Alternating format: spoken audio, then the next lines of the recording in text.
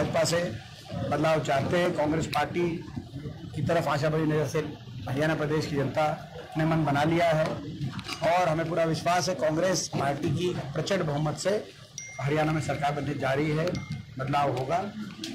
बाकी तो हमारे संकल्प आपको पता ही, चाहे वो 6,000 बुढ़ापा पेंशन का हमारा संकल्प हो, चाहे कर्मचारियों के उल्ट पेंशन स्कीम का हो, किसान के लिए एमएसपी गारंटी का हो, चाहे वो 300 यूनिट बिजली की राहत का बिजली उपभोक्ता को का हो, ये सारे हमारे संकल्प हैं जो लोग बीच जा चुके हैं।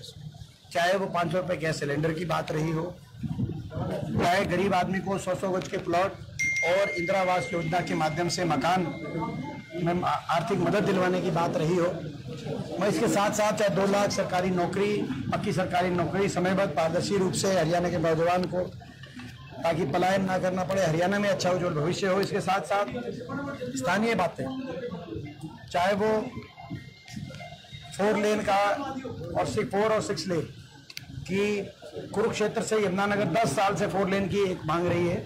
आज हमने बात कही या संकल्प लिया रादौर के लिए, विधानसभा क्षेत्र के लिए, कि इसको 6 लेन की सड़क को हम बनवाने का काम करेंगे। कांग्रेस सरकार बनते ही विद बाईपासेस इंक्लूडेड बाईपासेस इसको इस सड़क को कांग्रेस की सरकार बनते हुए प्रायोरिटी पे काम करेंगे। इस सरकार ने तो कुछ किया नहीं, ना ये सड़क बनवाई, हमारी जो नहरें भी थी, जो दादूपुर नलवी जैसी नहर, उसको इस सरकार ने बंद करवाने का काम किया, यानी कि नकारात्मक काम किए इस सरकार ने। तो दादूपुर नलवी नहर को भी दोबारा से रिस्टैब्लिश किया जाएगा और ये 4 to 6 लेन की जो सड़क रहेगी हमारी, ये सहारनपुर तक आप ये माने कुरुक्षेत्र से, लेकिन कुरुक्षेत्र से यमुनानगर की रादौर कॉन्स्टिट्यूएंसी की आज हम बात करें तो ये इस सड़क को बीच में बाईपासेस भी जहाँ जरूरत हो, जैसे लाडवा में, और जो है यमुनानगर से करनाल, तो ये जो सड़क है तो इसी को आगे हरियाणा के मुख्यमंत्री की रैली थी जिस तरह, तो कंवर पाल जी ने सीधा आरोप लगाया है कि हुड्डा साहब के 10 साल में जहां का बिल्कुल विकास नहीं हुआ और उन्होंने 60 काम गिनवाए। उन्होंने कहा कि जिस तरह से आप काम की बात पूछते हैं, क्या काम किया, 60 काम गिनवाए, उन्होंने पुलों की बात की, सड़कों की बात। देखिए, ये जनता साक्षी है इस बात को लेकर कि 10 साल भट्टा बिठाने वाले, 10 साल खनन माफिया के माध्यम से यमुनानगर को लुटवाने वाले, प्रदेश के अंदर भ्रष्टाचार कराने वाले भाजपा सरकार के लोग अब किस मुंह से विकास की बात कर रहे हैं। कुछ तो कहना पड़ेगा, उनको कुछ तो कहना पड़ेगा सर। मगर कोई एक बड़ा काम इन्होंने किया हो तो बताएं। एक बड़ा काम मैंने जैसे कहा, इन्होंने उल्टे काम किए। दादूपुर नलवी नहर हमारे समय बनने जा रही थी, उसको हटवाने का काम हुआ। हमारे समय जो हमने थर्मल का कारखाना, 4 थर्मल कारखाने लगे, जिसमें से एक यमुनानगर के अंदर लगा, उसको 10 साल से बोल रहे हैं कि इसमें 1 यूनिट बढ़ाएंगे, लेकिन आज तक काम शुरू नहीं हुआ।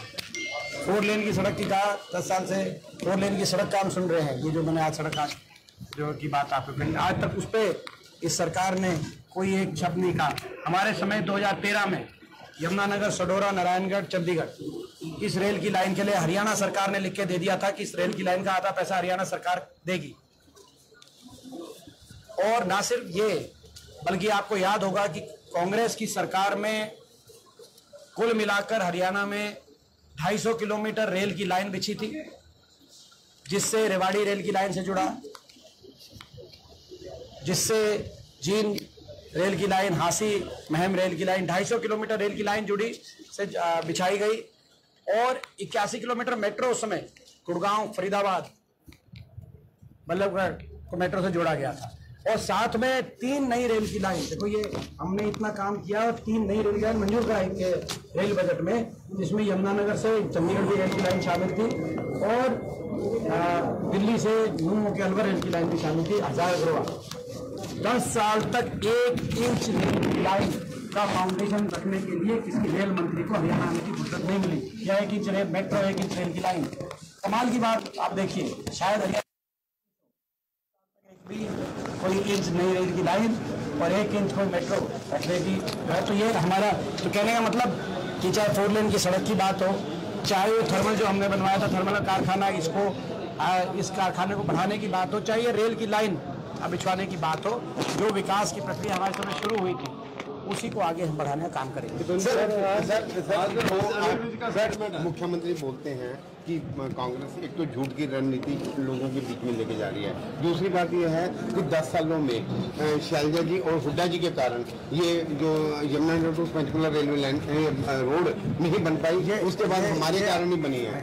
तो मुख्यमंत्री जी, ये सारी नेशनल हाईवे हमारे समय में नोटिफिकेशन हुई है, ये अधिग्रहण हमारे समय हुई है। तो मैं समझता हूँ कि आप एक ऐसा नेशनल हाईवे बताइए जो जिसकी नोटिफिकेशन आपके समय यानी कि मंजूरी और भूमि अधिग्रहण आपने की हो, बाकी तो प्रक्रिया है। तो मैं समझता हूँ कि इनका ये हम बड़ा ये इस बात का मतलब तात्पर्य ये है कि भाई ये हुड्डा सरकार में मंजूर शुदा नेशनल हाईवे जिसका ज़मीन भी एक्वायर हो गई, और ज़मीन तब एक्वायर होती है जब पूरा पैसा सेंक्शन हो जाता है, तो यानी कि उस पर काम नहीं रुकवाया हमने। इसका कहने का मतलब ये है कि ये कह रहे हैं कि काम नहीं रुकवाया, जैसे हमने दादूपुर नलवी में काम रुकवा दिया, जैसे हमने हुड्डा सरकार के समय मंजूर थर्मल कारखाने को आगे उसकी बढ़ोतरी में जो है उसका कार्य आगे नहीं होने दिया, जैसे ये 4 लेन सड़क कुरुक्षेत्र से यमुनानगर तक 10 साल में नहीं बनाई, तो ऐसे हमने इस पे इन पे नेशनल हाईवे पे काम नहीं रुकवाया।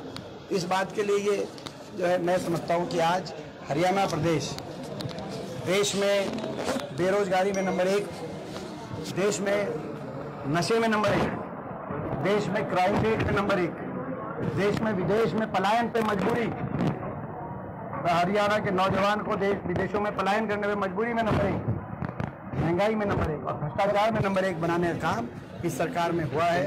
अच्छा, एक और बात है जो आपका पूछ लो, फिर मैं बताता हूँ। विधायक जो है वो लगातार उनको जेजेपी का कोई जनाधार नहीं बचा है, जेजेपी पार्टी का मुकाबला कड़ा मुकाबला है, मगर नोटा से मुकाबला है। जेजेपी पार्टी मुकाबले है, वो नोटा से मुकाबला है। वो बीएसपी और जो इनेलो है, ये इनेलो और जेजेपी, ये दोनों पार्टियां भारतीय जनता पार्टी के इशारे पे चलने वाली पार्टियां हैं। जिन लोगों ने इनको वोट काटू पार्टी के रूप में लोगों ने इनकी सच्चाई को लोग समझ चुके हैं, और इस प्रकार की जो वोट काटू पार्टियां हैं लोकसभा चुनाव में आपने देखा कि नोटा से मुकाबले में रह गई, और ऐसे यही परिणाम विधानसभा चुनाव में। अच्छा, एक बात क्वेश्चन हो गया, मुझे रह गया था, दोबारा पूछ देता हूँ। मुख्यमंत्री जी बताएं कि जो घोषणाएं की गई, ये अपनी घोषणाओं के बारे में बताएं। पिछले 1 महीने की घोषणा, क्या ये घोषणाएं दिखावा था, झूठ था? पहले तो हर घोषणा से इन्होंने स्वीकार किया कि इनकी सरकार ने 10 साल से जन विरोधी शासन दिया है। जैसे इन्होंने कहा कि भाई ये जो सिलेंडर है इसको 500 रुपये में देंगे, यानी कि 1100, 1200 और 800 में जो सिलेंडर मिल रहा है वो गलत था।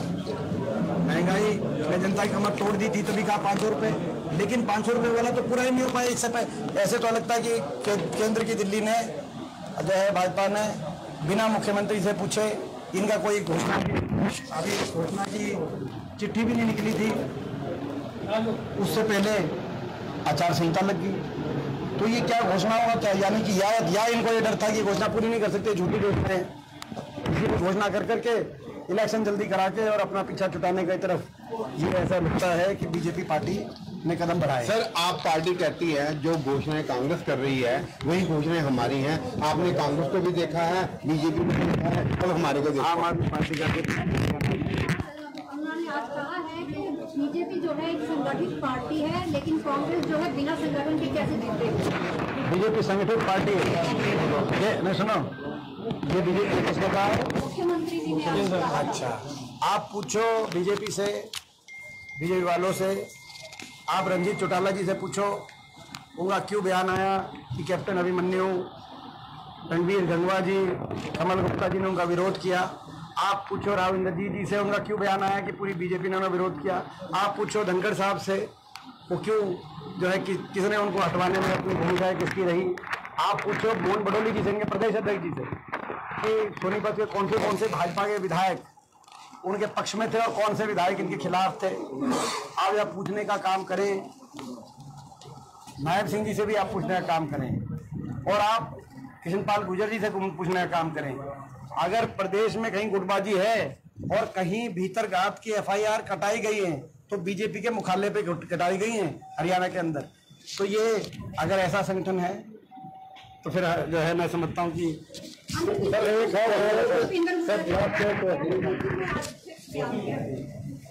देखो ये मैं उनको यही कहना चाहता हूँ कि वो